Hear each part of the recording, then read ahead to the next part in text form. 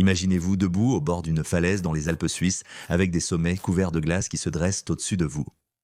Votre cœur bat avec une excitation nerveuse alors que vous regardez la vallée verdoyante 3000 pieds plus bas. Mark Sutton, légendaire doublure de cascade pour le film James Bond 007 de Daniel Craig, se prépare pour une autre aventure audacieuse. Juste une de plus dans la liste de ses exploits incroyables. Le matin était clair et lumineux, des conditions idéales. Il se tenait sur la saillie rocheuse étroite, ses orteils se recroquevillant sur le bord, alors qu'il contemplait la magnifique vue sur les montagnes suisses devant lui. Un vent vif soufflait à travers le col, ondulant sur les prairies alpines herbeuses des milliers de pieds plédétiers plus bas.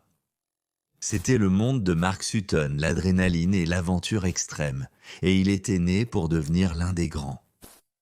De ses jours sur le plateau de 007 à l'ouverture des Jeux Olympiques de Londres 2012 dans un numéro de vol, il n'y avait rien que Mark Sutton avait trop peur de faire. Jusqu'au 14 août 2013, lorsqu'Epic Television, une chaîne web télévision de sports extrêmes, a capturé sa dernière aventure déchirante avec des images en direct. Rejoignez-nous alors que nous dévoilons les détails horrifiants des derniers 2 moments de Mark, révélant l'incident tragique qui s'est déroulé dans les montagnes pittoresques de la Suisse. La vie d'aventure de Mark Sutton a commencé au Royaume-Uni. Il est né de Sir John Matthias Dobson Sutton, ancien lieutenant-gouverneur de l'île de Jersey, et de Lady Angela Sutton, fille d'un pilote de Hawker Typhoon décoré de la Seconde Guerre mondiale et commandant en chef.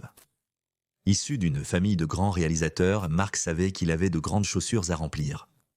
Avec un père qui pilotait des jets de combat Phantom pendant la guerre froide et un grand-père qui était un pilote décoré de la Seconde Guerre mondiale, une vie dans le ciel semblait presque inévitable pour Mark. Il ne savait pas encore qu'il filerait à travers les nuages sans l'aide d'un jet avancé. Il était clair qu'une vie d'aventure et de passion était dans les cartes pour Mark, alors il a suivi l'entreprise familiale et a rejoint l'armée. Il a reçu une formation à l'Académie militaire royale de Sandhurst et a fini par obtenir l'une des plus hautes distinctions, l'épée d'honneur. Ce n'est pas un mince exploit. L'épée d'honneur est décernée à l'élève officier considéré comme le meilleur de la promotion. La détermination et l'engagement de Mark en faisèrent le candidat parfait pour les expériences difficiles de l'armée. Il s'est prouvé en gagnant la chance de diriger les plus braves des braves en tant que leur capitaine. En décembre 1991, il a reçu une commission d'officiers pour rejoindre le 6e fusilier Gurkha de la reine Elisabeth. Les fusiliers Gurkha sont l'un des régiments les plus redoutés de l'armée britannique.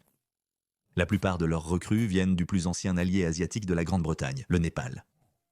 Toutefois, des cas exceptionnels sont choisis parmi les soldats britanniques.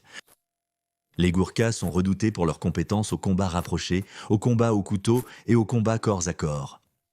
Leur esprit indomptable, leur bravoure inébranlable et leur résilience font d'eux des adversaires redoutables sur le champ de bataille. Servir dans l'armée Gurkha convenait parfaitement à la détermination de Mark. Son passage chez les Gurkhas a coïncidé avec une période de coupe budgétaire massive dans l'armée sous le règne conservateur de Thatcher. La brigade des Gurkhas a été réduite de 8000 membres à 3500. Malgré ces défis, Mark a tout de même gravi les échelons, se méritant le grade de capitaine. Il a servi dans des endroits comme Hong Kong, Brunei et Népal. Il a appris la langue de ses hommes et était un témoignage clair de la devise des Gurkhas « Il n'y a personne comme nous ».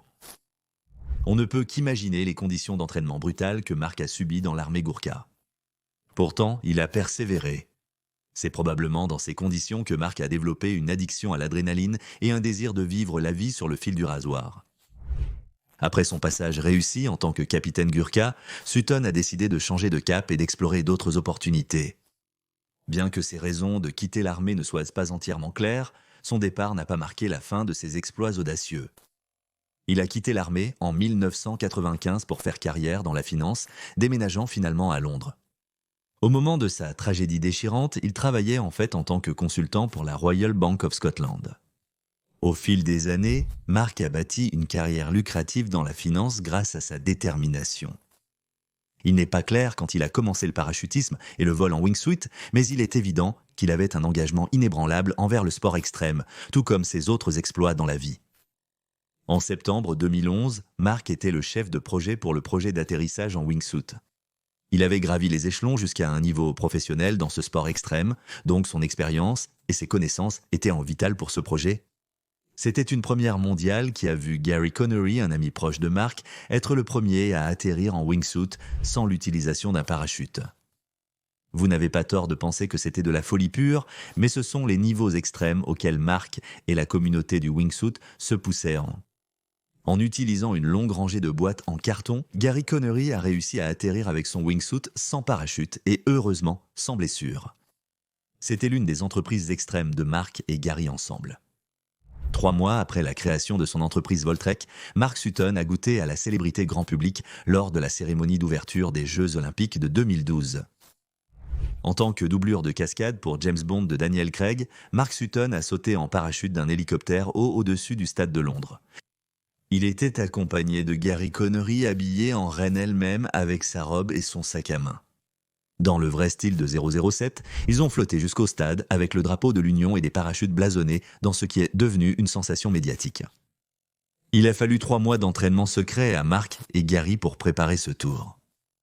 Le duo a sauté juste après que des milliards de téléspectateurs aient vu une scène de Daniel Craig en tant que James Bond récupérant la reine du palais de Buckingham. Beaucoup considéraient le saut en parachute de Mark et Gary comme le point culminant du spectacle, attirant l'attention des médias et mettant les cheveux sous les projecteurs. L'événement a consacré Mark comme une légende dans le monde du parachutisme. Après l'événement, Victoria Ormond, la petite amie de Mark, a partagé une photo émouvante du couple célébrant ensemble. Elle a mis la légende « Mon très beau 007XX. La cascade réussie a eu lieu 1 an et 8 mois avant sa mort tragique en Suisse. Mark a suscité l'admiration en montrant la concentration impeccable nécessaire pour un passe-temps sérieux et un bon sens de l'humour qui a amené ses amis à le décrire comme un bon gars en toutes circonstances. Donc naturellement, quand Epic TV et une chaîne web TV de sports extrêmes a décidé d'organiser un événement avec les meilleurs pratiquants de wingsuit au monde, Mark Sutton a été l'un des premiers noms à être invité. Il a accepté l'invitation sans se douter du sort horrible qui l'attendait au sommet des montagnes suisses.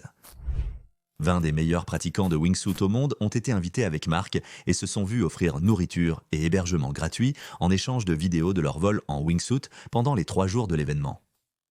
Le 14 août 2013, les 21 pilotes de wingsuit talentueux se préparaient à sauter.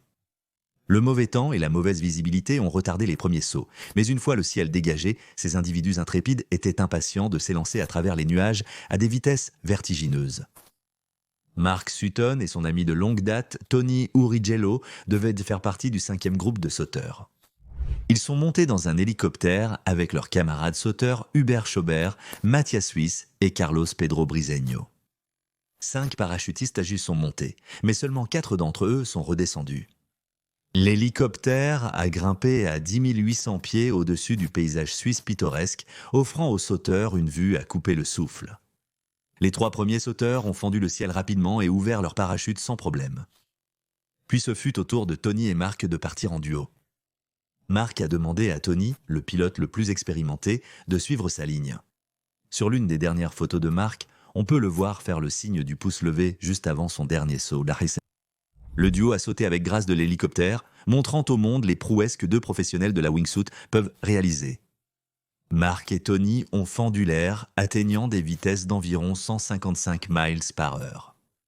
Le vol était censé durer 1 minute entière, mais seulement 20 secondes plus tard, l'inimaginable s'est produit. Mark a dévié de sa trajectoire, percutant la crête d'une montagne à 125 miles par heure. Tony Urigello a atterri parmi les autres base jumpers, seul et secoué.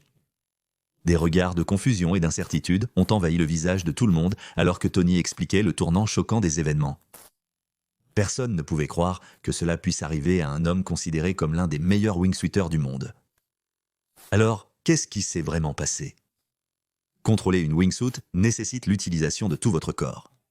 Ce n'est pas une tâche facile, surtout si vous êtes inexpérimenté. Les pilotes de wingsuit doivent rouler leurs épaules, cambrer leur dos et utiliser leurs hanches et jambes pour contrôler leur vol. Ils doivent également s'assurer qu'ils suivent le bon chemin tout au long du vol. Quelques centimètres de mouvement pourraient bien vous dévier de votre trajectoire. Comment un expert comme Mark Sutton a-t-il pu se tromper à ce point ? Dans l'épisode diffusé par Epic Télévision détaillant cette tragédie, on peut voir Mark montrer de l'inquiétude pour le temps nuageux de ce jour-là. Bien que la raison exacte soit inconnue, on pense qu'une combinaison de mauvaise visibilité et d'erreurs humaines a conduit à l'erreur fatale de Mark Sutton. Des rapports ont révélé que Mark n'a pas eu la chance de déployer son parachute. Après l'incident, Tony est monté à bord d'un hélicoptère de secours pour confirmer que Mark était vraiment parti. Il a été déclaré mort sur les lieux. Un porte-parole a déclaré qu'il n'avait aucune chance de survivre à l'impact. C'était si grave qu'ils ont dû effectuer un test acide désoxyribonucléique pour identifier correctement le corps. Cette tragédie a ébranlé la communauté des wingsuits, rappelant à tous que même un expert peut faire des erreurs. Le sport extrême du wingsuit est particulièrement dangereux avec un décès sur 500 vols. Aussi dévasté que la communauté ait été ce jour-là, les Flyers ont décidé de continuer l'événement. Mark était connu comme un homme de persévérance, de bravoure et de dévouement, et il savait qu'il voudrait que l'événement continue, surtout en son honneur. Tous ceux qui connaissaient de Mark parlaient de sa nature intrépide, qu'il saute d'un hélicoptère ou qu'il dirige un escadron de soldats Gourka. Gary Powell, un coordinateur de cascade pour James Bond, a déclaré que Mark était une personne incroyable, repoussant toujours les limites et vivant la vie à fond. Il manquera profondément à tous ceux qui le connaissaient. Dans un tweet après l'incident, son ami proche et partenaire de saut, Gary Connery, a dit « À vous tous, sauteurs, aviateurs, restez en sécurité. Faites des choix judicieux et connaissez vos limites et vos lieux. Vivez pour raconter vos histoires. » Comme l'a dit lui-même Mark Sutton, la peur est un choix. Choisissez plutôt le courage. Merci d'avoir regardé, donnez votre avis en commentaire, à la prochaine.